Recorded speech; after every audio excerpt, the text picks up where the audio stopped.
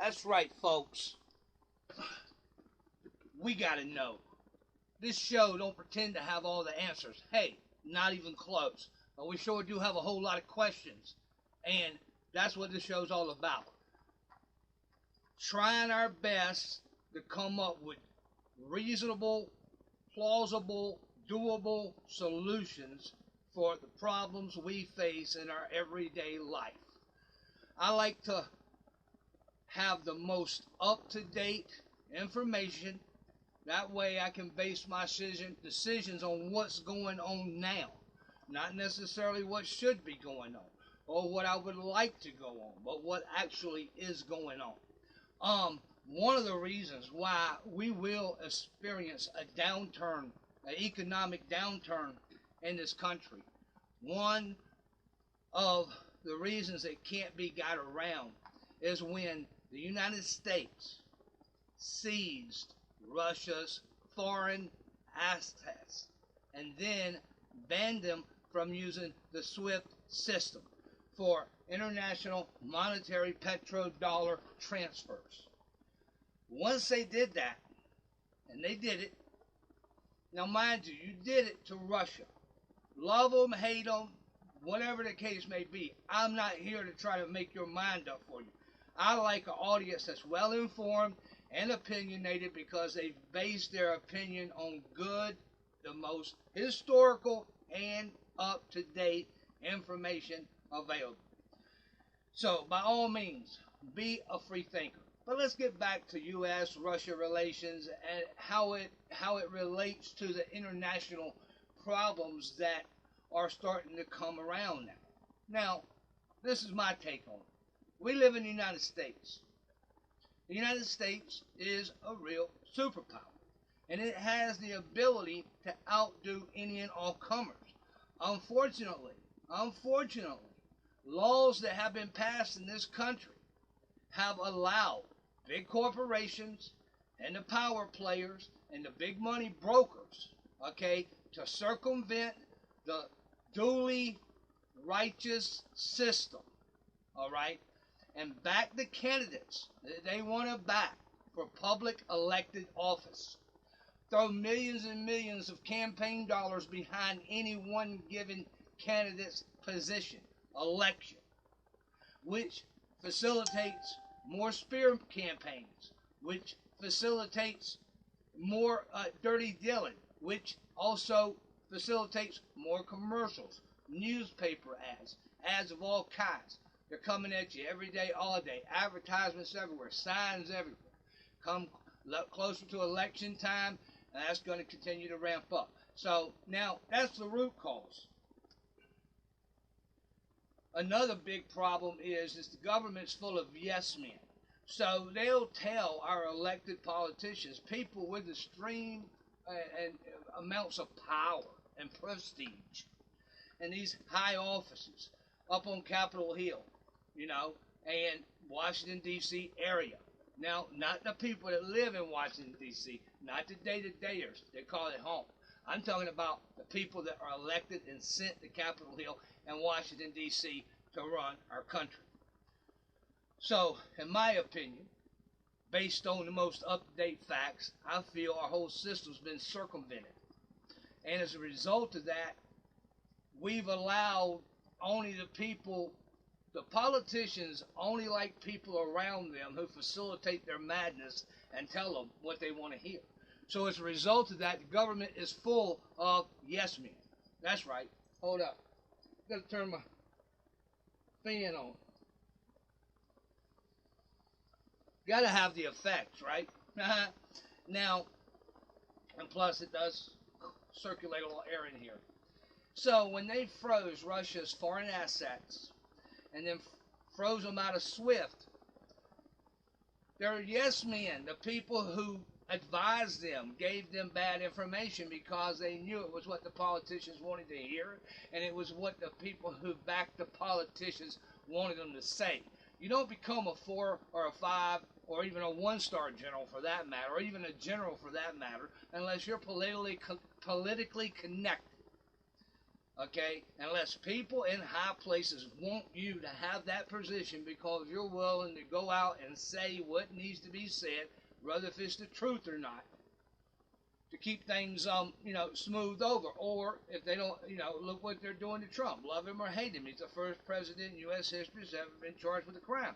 Because once you open that door, the office has no more integrity. Okay? The whole point. Now, I agree. Nobody should be above the law. Okay? Okay, I get it. Okay? You don't have to convince me of that argument. But, let's be honest here. These charges, every jurisdiction that looked at these charges passed on. The federal government, the federal prosecutors, and the federal prosecutor's office for the Southern District of New York took a look at all these evidence, and they passed on it. Now, why is that significant? That's significant because under federal law, you only have 2 or 3 rights, and those are a little iffy. It's not like state law, where you have an extreme amount of more rights, state constitutional rights, all right? They go leaps and beyond the federal Constitution for provide you all kind of protections and safeguards, and they actually have to prove their case. So the feds can convict a ham sandwich and give them 20 years, without a problem. So if they pass on something, all right, and, Trump don't really have a whole lot of friends in the Southern District of New York Federal Prosecutor's Office, probably. It's safe to assume. They're New Yorkers too. They just happen to work at the Federal Prosecutor's Office, or they live in New York. And so if they passed on the case, it's probably because it's a relatively weak case. Okay, because like I said, they can indict a ham sandwich, convict a ham sandwich, and get a mandatory minimum of 20 years for a ham sandwich. So when they pass on a crime, especially a political, a big-time crime like this, it's because they looked at it and said, look, as much as we want to cause trouble for this guy, we don't think we can get a conviction. So let's not embarrass ourselves, okay? Let's let it go. So I say that just to point out how corrupted or just how off track our political system has become. Now, whether if you think there was cheating or not cheating in the last presidential election, again, make your own mind up based on the latest information that you've programmed, uploaded. But it has put the office of the integrity of the election for the office of President of the United States in peril. There will always be a little doubt. Okay? Now, maybe that'll fade, maybe it won't. A lot of things fade. Sometimes Americans have long memories, sometimes they have short memories. It depends on what the memory is, right? So, because you have all this bad information and yes men in the federal government, they made a decision to freeze Russia. And we're talking about billions and billions and billions of dollars. Serious money. Okay? Now, Russia didn't have all their money in U.S. petrodollars, but that was the petrodollar at the time. If you wanted to buy oil and oil products and oil derivatives and gasoline for your country, the OPEC only dealt in dollar bills. U.S. dollar bills. So they were able to pull the move off. Now, Russia is an extremely old country. What is it, like 1,000, 2,000 years old? They've been through a lot of changes. Vladimir Putin, all right, he saw what their move was. He saw what it was in the Minsk Accords. When they had their alleged peace talks and decided, okay, we can live with the whatever they came up with. They all parties said, okay, we can live with this. Now, he knew, contrary to what you hear on the news, that they were pulling some shady deals. And the reason why he didn't step to his business right then, he had to go back to his home front get the economy squared away, and tell all the industries start ramping up ammunition and war productions right now. It's going to take them 3 to 5 years to get Ukraine built up enough where they could stand up and have at least a fighting chance. Okay, they're going to have to send up all this weapons and some training and etc. so on. Now, you don't think Russia knew that NATO was doing that in the course of those 3 to 5 years? It just confirmed what he had already suspected. He suspected the Minsk Accords was designed to buy NATO and the U.S. time to build up Ukraine. Okay, so obviously there's no love lost between the people of Ukraine and Russia, all right, because that's at the root of the whole Ukraine conflict. And so Vladimir Putin, in typical chess player style, saw the moves they were making and then started making his own moves. First thing he did is he got him a shadow fleet of tankers, all right? Now, when a tanker is at sea, nobody's going to shoot it, all right? I mean, whoever did that, everybody would hate them, right? So nobody's going to blow an oil tanker up at sea. So he got his own fleet, you know, probably 100 or 200. I mean, he's Russia. I mean, he can afford a lot of tankers, you know. So he got his shadow fleet. Then he made deals with countries. Okay, look, I'm going to start beefing with the United States here pretty soon. Hey, man, can I just count on you not flipping on me? And you just stay over here and be cool and at least see what I can do. And if it looks like I'm going to be successful, will you ride with me? Okay, so he made, and I'm going to give you oil and gas products and crude oil and fertilizer at a real good deal. So a lot of countries signed up for that deal because they don't really got no love lost for the United States. Okay, now BRICS, which has been around for probably about 15, 20 years as an idea, and then it kind of started coming together. It consists of Brazil, Russia, India, China, and South Africa. Now, independently, those countries independently can't really stand up to the U.S. economy. But when they come together as a brick, all right, as bricks in a wall, their economies combined is definitely equal to the U.S. economy. And if they played their cards right, they could give the U.S. government, you know, a serious run for the petrodollar. Now, Saudi Arabia, which is the head of OPEC, all right, they see the writing on the wall. They make their living making oil, man, okay, making and producing oil and oil products, okay, all of OPEC, that's what they do. So the West is yelling and whatnot about let's go green, let's go green, let's go green. Now, any reasonable person would support that. Okay, I got no problem with let's go green. I'm all for it, I really am, in every way. I mean, I'm pro-green.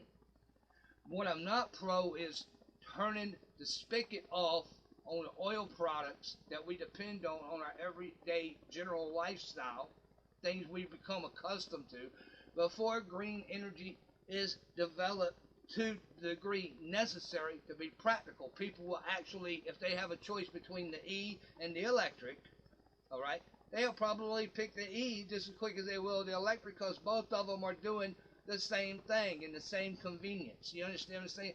That's what sells, convenience. Now, a lot of people who, for whatever reason, they will, you know, go green early and then go through those extra changes. And I commend them. But most people, they're going to go with the path of least resistance. So, once the government, now see, that's what Joe Biden should be doing. He should be invested in real green energy. Not only should he have passed laws, which he has passed a lot of green law, this is what he's fell short on doing, is approaching private enterprise, private industry, and saying, hey, as a government, as an administration, I want to go green. Now, here's the deal. Tesla, can you make a battery that can charge up in, 6, 8, 10 minutes, hold a full charge, and then go 300 miles? And then can you produce a Tesla that's $25,000? See, this is the way you get people into the green state of mind. You get them signing up for green because not only do you make it convenient, you make it more convenient than convention. Less expensive, you see. Now, I'm all for people making a buck, but that slows the process down too. Now, if it was up to me, all corporations, you're giving up 50% of your profits to the government, and we're going to take that money, and we're not going to misappropriate it. We're going to take that money, and we're going to actually invest it in cutting-edge green technology. Not only just to harvest the energy from windmills, green, and no community is immune. What's good for one is good for all. When there's ways to do things, and there's right ways and wrong ways. And just because you live in an upscale community in the middle of nowhere, you want to say, hey, I'm green, well, you know what? You're going to have windmills and solar panels in your neighborhood, okay? Nobody's above it all. If it's good for one, it's good for the other. Let's go, and let's be real about it, okay? And let's invite private industry to compete with one another for a government contract, okay, that will make e-energy, you can charge your e-bike up. You know, hey, if a person could charge an e-bike up and it would go 60, 70 miles an hour like a motorcycle, you could charge it up in 5 or 6 minutes, like you could, the same amount of time it takes you to fill it up, pull it to the gas station, fill it up. Well, a lot of people would be riding, e-motorcycles. A lot of people would be using e-trucks, e-this, e-that. I'm all for it. What I'm also all for is how to actually make it happen. Not just talk a good one, not just talk one, but be about your business. That's the problem in Capitol Hill. Okay, they get sidetracked easily. Sometimes, hey, you know what? You got to say, hey, what's going on right here is really bad, man. I'm not cool with it. I'm not with it. But am I willing to sacrifice all this blood, sweat, and tear of my fellow citizens and other human beings? All right, because I'm not going to let no moronic old fool put a battery in my back and make me up into a wind-up doll. On a closing note today, you know, I told you on one of my previous introductory videos, yeah, I've been to prison. You probably know a lot of people who's been to prison, and get over it. Let's don't dwell on that. We're moving on, okay? But while I was in prison, I was in federal prison, all right? Now, when you get in federal prison, it's almost impossible to grieve something. Grieving something is, hey, when you got a problem with something the administration's doing, and you file a formal grievance, you're saying, hey, I got a problem with this, and this is why I got a problem with it, and this right here's the rules that say you ain't supposed to be doing what you're doing. Okay, that's a grievance. You file that. Now, in the federal system, that goes off into outer space. There's like 4 appeal processes you got to go through before you can get to the court.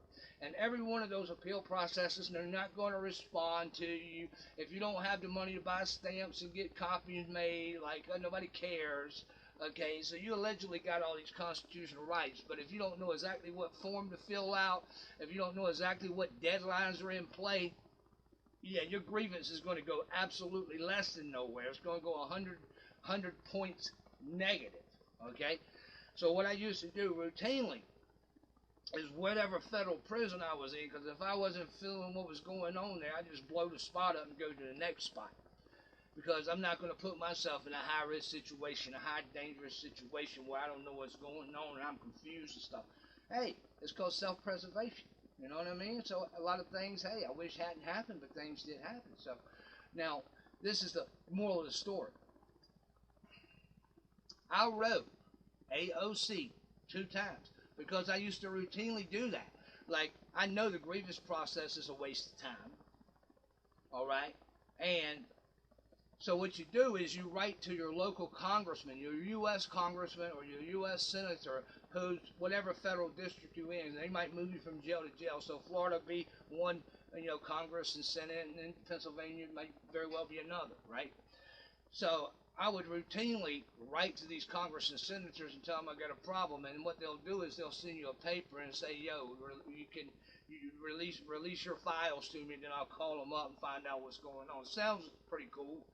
But they always take the side of the prison. But the bottom line is this causes a problem for the prison. They got to answer the phone and talk to somebody, and you just let them know, hey, man, whatever you're doing to me back here, I'm writing people. I'm causing a big problem back here. All right? So a lot of times that will facilitate them to ship you to another jail or to let you out of the hole and this and that next thing. Now, I probably wrote, I would say, 8 or 10 different congresspersons and senators throughout my approaching, like a 10-year sentence, okay, in the federal system. I'm not proud of that, but it's the truth, okay? I believe in full disclosure as it's relevant. So if you're listening to me and you're thinking about giving what I'm saying relevance, I want you to have an idea of who you're dealing with. I'm a good dude. Hey, I just did something more than I did, and I'm sure you got friends and family, or you know somebody probably been in jail. They're not monsters. You know what I'm saying? It's just things. Sometimes things happen. Every one of those congressmen and senators wrote me back. Now, none of them actually helped me when it was all said and done, but every one of them wrote me back. I wrote to AOC's D.C. office, and I also wrote to AOC's Bronx office. And I told her I was having a problem, okay? Told her what was going on. She never wrote me back from either office.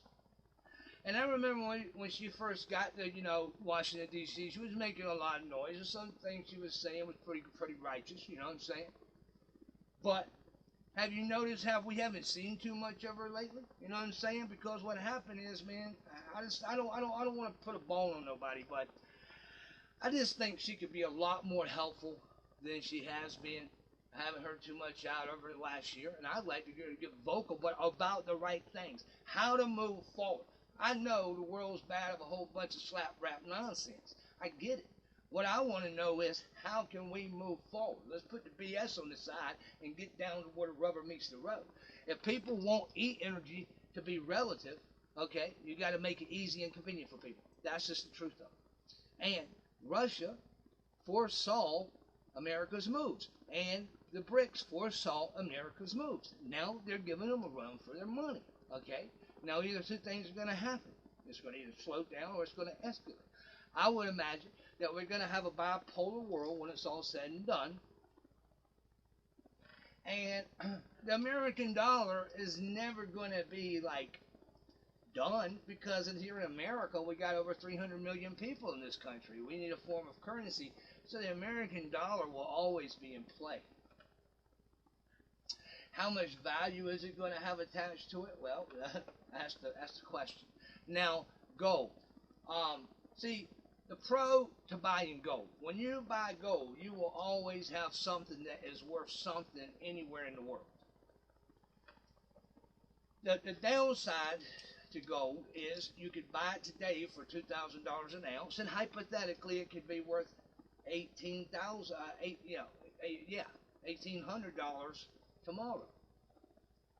So there is the possibility of losing a little money here and there if you was to buy gold. But the sure thing is you're not going to lose your hard-earned wealth. Okay, you can convert it to something that you can move later on for whatever currency comes into play. You have options. When you play the market, first off, it's addictive, all right? And because you like to win, everybody likes to win. Nobody likes to lose, but that's what you'll end up doing more than you do winning, unless you had insider information, which most of us don't have. Now, gold, I wouldn't put all my cash in gold, but I would put some of it in gold and silver if, I had the funds to do that, if I was in a position to do that, just to be on the safe side. Obviously, you need liquid resources. I mean, you need liquid cash in the barrel, and something you can hold, you own. If you can't hold it, then you don't own it. You know what I'm saying? So, you got $100 in the bank. All right, well, it's what's in the bank, so it's like theirs, and they got guards that protect it. So it ain't really yours. Now, allegedly, your name's on it. You're supposed to be able to get it, but, we know that don't always happen. People get their accounts frozen all the time. If you got $100 in your wallet, okay, as long as you have that in your wallet, you have control over it, and, you can go to a convenience store, whatever, buy whatever you need. You don't have to worry about your card getting rejected or transaction not going through, etc. Well, look, I appreciate your time, and I hope that we put a little food for thought out there. And remember, we got to know. We ain't got all the answers, but we got a whole lot of questions. So until next time, stay up.